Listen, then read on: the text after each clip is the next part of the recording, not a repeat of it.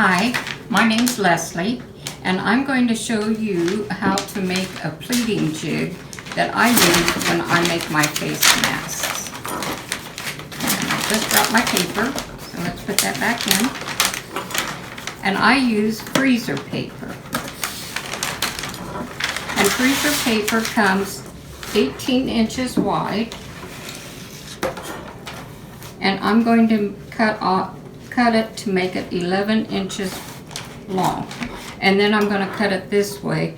So the paper we actually use is going to be 9 inches this way and 11 inches this way. So I'm going to line this up with the side with 11 inches. And my ruler isn't long enough, so I'm going to put this one up there too to finish it up. I'm going to use this rotary cutter. This cutter, the blade is very dull. I used to use it for fabric. It's dull. I didn't want to throw it out, so I use it to cut paper. I'm going to cut right along there, 11 inches. Okay, set this aside. And now I'm going to cut this in half. Before I do that, I'm going to mark on each end, each side really, I guess, top. And this is what I'm going to measure down from when I start making my fold lines. And this is the top. And I'm going to cut this 9 inches wide.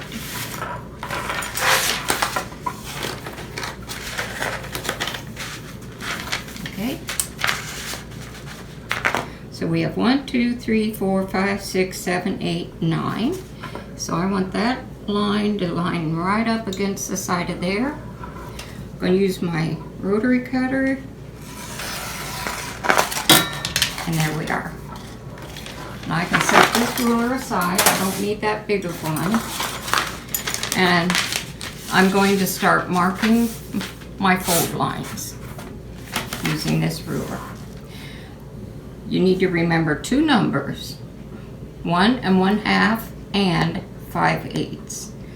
My first fold line is going to be 1 1/2 inches. And here's 1 inch and here's 1/2 inch.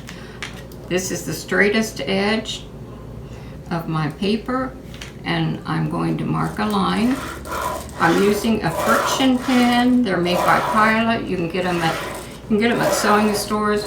You can also get them at office supply stores.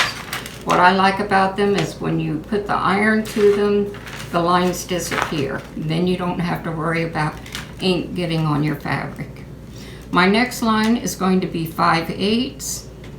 I know on my ruler that 5/8, I'm going to count it out. Here's 1, 2, 3, 4, 5. It's the line right next to my number. So that makes it really easy for me to follow. You're going to make 3 of each, 3 of the 1 1/2 inch lines and 3 of the 5/8 lines, and you're going to go back and forth and back and forth. That helps crease the paper for when it's time to fold it. Now I'm going to go down to my 1 1/2, and that's 1 1/2 from the last line I drew. Back and forth and back and forth. And now I'm going to my 5/8 line.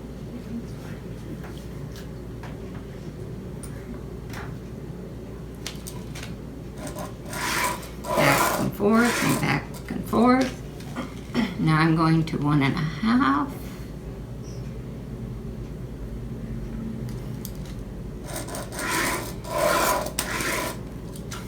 And now I'm going to my 5/8, and then I'm ready to fold.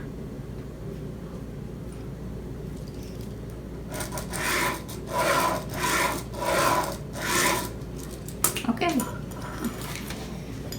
That aside. Okay, we're ready to fold. I might try to fold this way so that you can see how it goes. I'm going to fold on my 5/8 line down here. And one, I forgot to tell you this, The top side that you want to make your lines on freezer paper is the dull side. It feels like paper. And you may not be able to see it. The other side is slick, and you'll definitely know the difference. But that is the side that's going to stick to the fabric that we put this on. So I'm going to fold that to the 5/8 inch line. I'm going to fold it back. And you can see, since I took my lines in my pen and went back and forth, it helps make that paper crease crisply. And that's what we want. Now we're going to fold this line up again on the 5/8 inch line. And you can turn it over, you can see it.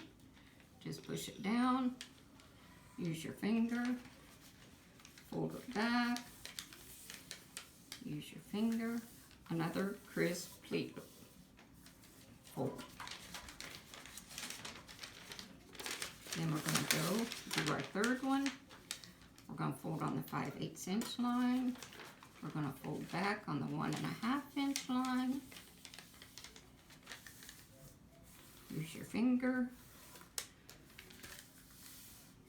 And there we are. So this is the top. That's where you're going to put the top of your mask. And then these are where you're going to put your fabric in to make your pleats. Now what we're going to do next is we're going to iron this, and that's why I like the freezer paper. The back of this that's rather slick will stick to fabric. So I'm going to line this up to the top. I'm going to take it to the iron, and we're going to press this fabric on my paper, just like this. Okay. Put a little steam on it. Turn it over. Press this.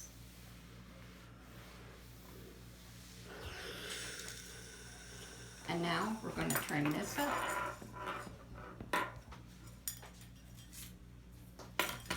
This time I'm going to use my fabric cutter, rotary cutter. And I'm going to make this the same size as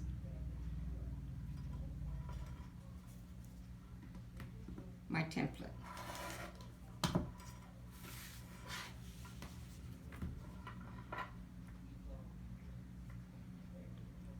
Now the bottom isn't always going to be straight, and that's okay. This time I'm going to use my paper one because I don't want to use my good cutter for paper. And there's just a little teeny bit of fabric right here that I don't want on there, so I'm going to take that off. Okay. Now I'm going to take this to my sewing machine because I know this paper and this fabric is not going to stick forever. And I'm going to stitch a very narrow line on each side.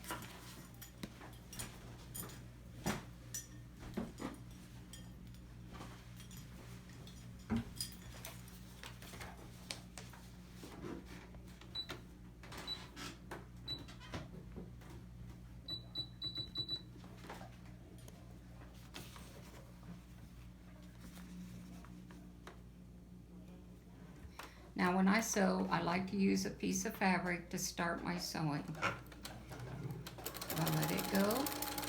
I'm going to run this through. I'm going to back stitch. This is about 1/8 of an inch seam.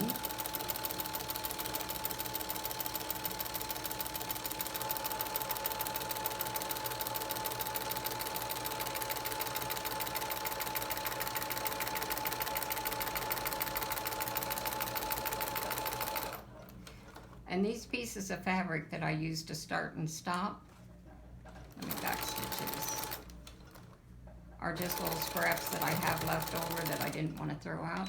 I just fold them up. Now I'm going to cut this. And I will tell you something I learned from sewing for many years. I never could find my scissors. They were always laying under fabric, or they were at the ironing board when I was at the sewing machine. So now I keep them around my neck on a ribbon. Now I'm going to sew the other side.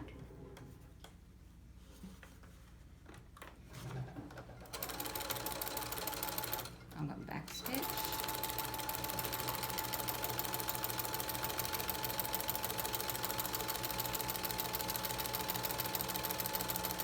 I don't know if you noticed, but when I put the iron to this freezer paper, I had written top on this end of my paper with that friction pin, and that's gone now. That's because the ink disappeared. That's why those pens are so valuable. Cut this, put it back down, ready to use for my next project. And now I'm going to show you how this works.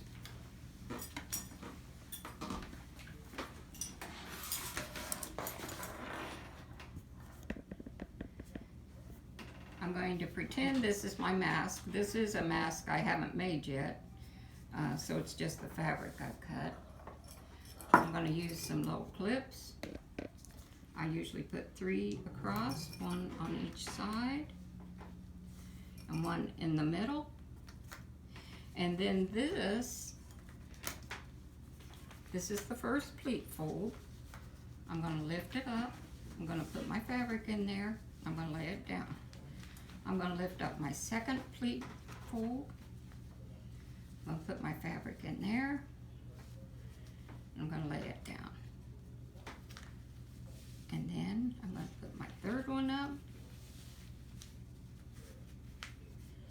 And I'm going to lay it down.